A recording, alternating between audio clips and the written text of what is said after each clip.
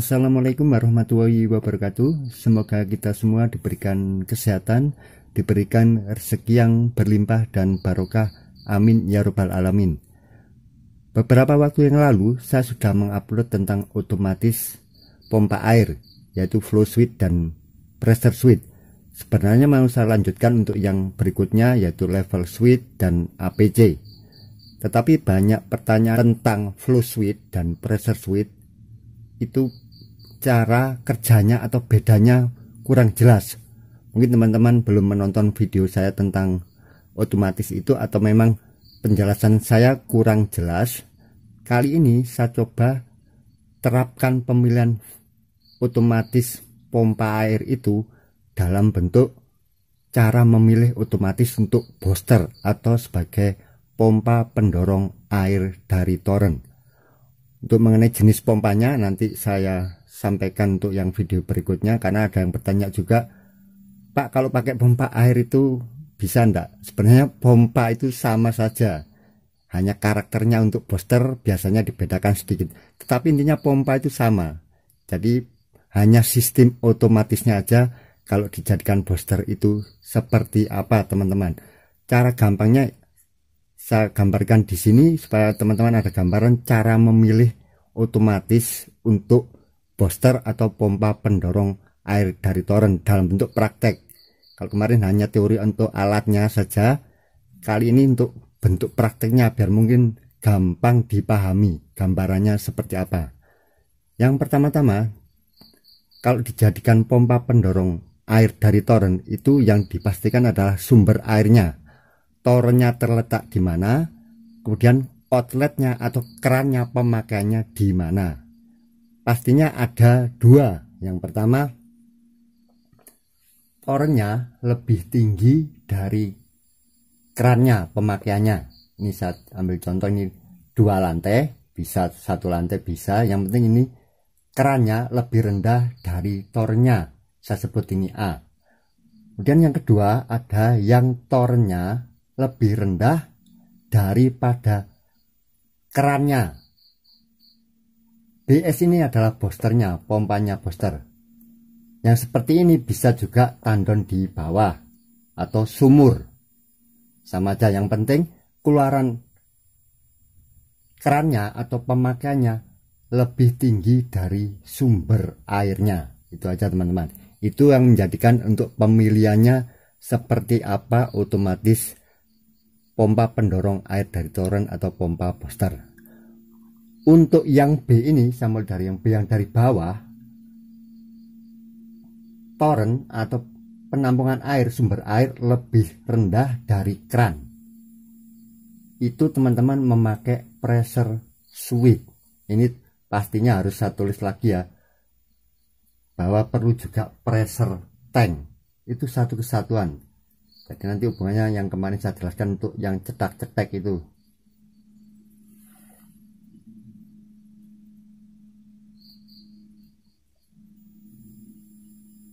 Jadi itu satu kesatuan, teman-teman ya. Kenapa harus memakai pressure switch? Karena pressure switch itu kemarin saya jelaskan adalah normally close. Saat dicolok juga langsung menyala. Karena ini tidak bisa mengalir kalau pompa belum menyala, karena ada lebih rendah dari pemakaiannya. Jadi begitu dicolok baru akan menyala, atau pompa ini menyala, air akan mengalir. Jadi urutannya kan pompa menyala dulu, air mengalir. Itu teman-teman memakai pressure switch yang dikombinasikan dengan pressure tank. Yang kedua, bila torennya atau sumber airnya lebih tinggi daripada kerannya. Ini pompa boosternya di sini. Misalkan ini di dak lantai 2. Itu teman-teman memakai namanya flow switch. Kenapa flow switch? Karena flow switch itu adalah normally open. Jadi dalam keadaan dicolok tanpa ada apapun, itu pompa tidak menyala, normally open, tidak berhubungan, tidak kontak. Menyalanya apa? Menyalanya setelah ada aliran air, namanya flow switch. Setelah aliran air ada, sensor bergerak, arus listrik disambungkan, akhirnya pompa bisa bekerja. Itu aja gambaran dasarnya. Tentunya nanti ada syarat-syaratnya untuk diaplikasikan mana flow switch dan pressure switch. Untuk yang gambaran gampangnya itu teman-teman. Kemudian saya jelaskan dulu kerugian-kerugiannya memakai sistem ini. Misalkan teman-teman memakai pressure switch. Jadi karena dia ini adalah normally close, dicolok nyala. Begitu ditutup, karena ada tekanan, dia mati. Intervalnya ditentukan pressure tank. Jadi pressure tanknya harus sesuai. Kalau memakai yang menghisap dari bawah, kemudian keluaran di atas tetap memakai standar. Walaupun yang pompa kecil itu, yang tabungnya kecil masih mumpuni. Karena dia harus menghisap dan menaikkan. Apalagi kalau ini yang dihisap lebih rendah dari pompa, pressure tank kecil cukup. Kelemahannya apa? Karena ini normally close. Walaupun ini tidak ada air, misalkan kehabisan torennya, seperti tadi saya bilang, dicolok itu kan langsung menyala, pompa menyala. Soal mengalir tidak, pressure switch ini ya tidak tahu. Itu yang mungkin sering tidak dipahami. Pressure switch ini hanya mensensor tekanan. Jadi tekanan on itu seperti di tabelnya atau di tabungnya tutupnya tertulis katakanlah on 1 kilo per centimeter persegi, off 1,8. Jadi kalau di bawahnya itu ya dia menyala. Soal ini menghisap tidak, airnya ini habis, ya tetap on. Karena off-nya setelah tercapai tekanan. Itu yang sering tidak dipahami. Jadi itu juga kelemahan. Tanduran kehabisan, ini terbuka, tidak ada yang tahu, pompa akan menyala terus. Kalau ini saya pindahkan ke atas, bisa. Jadi pressure switch ini bisa dipasang di sini juga. Jadi sistem yang tandon di atas dengan outlet keran di bawah bisa juga memakai pressure switch. Karena aliran cara kerjanya kan normally close. Dicolok dia akan hidup. Sama saja begitu keran dibuka, karena dicolok dia akan hidup. Keran ditutup, tekanan bertambah, sesuai settingan, pressure switch mati. Kelemahannya juga begitu, ketika ini habis, otomatis dia tetap tidak tahu, ini tidak bisa mensensor kehabisan. Ini dibuka, nyala terus walaupun air tidak keluar, karena tugasnya switch itu hanya menyalakan saja, menyalakan, mengirim setrum ke pompa. Itu karakternya kalau dipakai di atas. Kemudian hubungannya dengan pressure tank, kalau ini dipakai di atas, dia kan sudah tidak menghisap lagi, nggak perlu tenaga menghisap, hanya mendorong, dan mendorongnya malah ke bawah.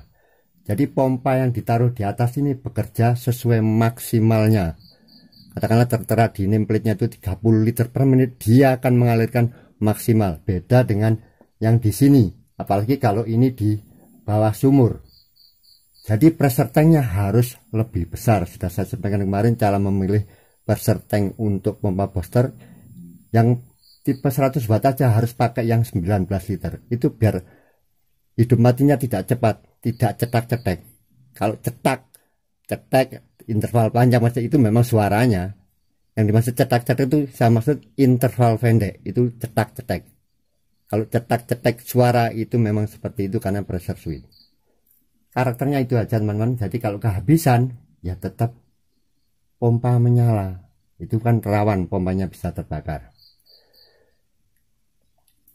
Rata-rata pompa booster ini memakai dengan toren yang di atas, outlet di bawah, memakai flow switch. Itu mungkin teman-teman sering bingung, apa bedanya pompa booster dengan pompa sumur. Sebenarnya sama, jadi pompa booster itu ya pompa sumur yang dilengkapi rata dengan flow switch, makanya tidak cetak-cetek. Soal suara halus tidak, nanti hubungannya saya jelaskan untuk cara memilih. Pompa booster yang sudah built-in yang compact itu rata-rata memakai close impeller, jadi suaranya halus.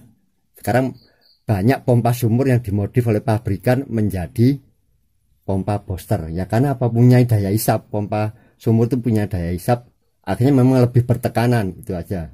Itu nanti karakter saya jelaskan di belakang.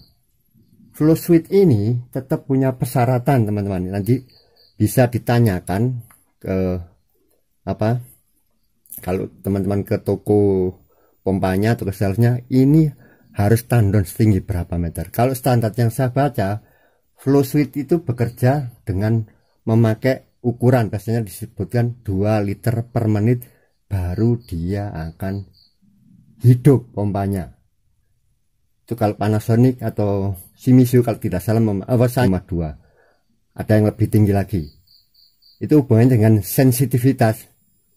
Karena apa? Kelebihannya ini kalau alirannya hanya bocor. Jadi ini sangat cocok kalau diinstalasi itu ada kecenderungan bocor. Ya pastinya instalasi tidak sempurna. Kadang bukan bocor, misalkan overflow atau pengisian kecil ke tabungnya kloset itu, biasanya Flowsuite ini tidak bekerja kalau memang ketinggiannya kurang. Jadi punya kelebihan juga kekurangan. Syaratnya Flowsuite itu bekerja, saya biasa pakai patokan tinggi ini aja teman-teman. Jadi usahakan minimal antara toren ini harusnya pakai ukuran tingginya ya. Jadi kalau penuh, karena pengisiannya itu kan tergantung pakai radar atau apa, saya asumsikan yang rendah saja. Pas rendah ini tetap harus Flowsuite bekerja. Pakai patokan aman adalah di ketinggian ini, di dasarnya ini minimal 3 meter dengan keran terdekat. Kasus ini bisa terjadi teman-teman karena saya memakai ini Pak, keran di sini bisa menyala. Ini kan sumbernya sama, keran yang ada tiang itu. Nah ini kan beda, dia harus naik lagi. Itu yang kurang dipahami teman-teman. Lah ini naiknya kadang 1,5 meter kan, setinggi orang, di atasnya orang. Lah ini dengan dasar ini jaraknya tinggal, kalau ini taruh di daknya lantai 2 mungkin tinggal 1,5 meter. Saya asumsikan rata-rata tinggi bangunan itu dengan plafon 3 meter. Itu yang bikin tidak bekerja Flowsuite itu. Yang kedua syaratnya, usahakan keluarnya ini besar juga, 1 in, ini juga 1 in, sesuai kalau pompanya 1 in, maksudnya sesuai ukuran dengan pompanya. Ini pengaruhnya di sini teman-teman. Jadi ada yang kemarin di video saya yang kiriman untuk review APC York 05, karena beliau memakai ini tingginya dengan tandon ini 2 meteran lah. Ada keran di sini tingginya 40, berarti dari tandon ini hanya 160.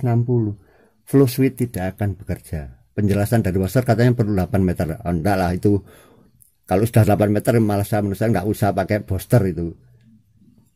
3 meter lah minimal. 3 meter ini walaupun keran kloset tetap bisa bekerja pompa. Atau kalau keran kloset biarlah memakai gravitasi, oke. Yang penting shower ini bisa bekerja. 3 meter lah ini dari sini. Dari titik keran tiang itu yang buat shower itu dengan dasar.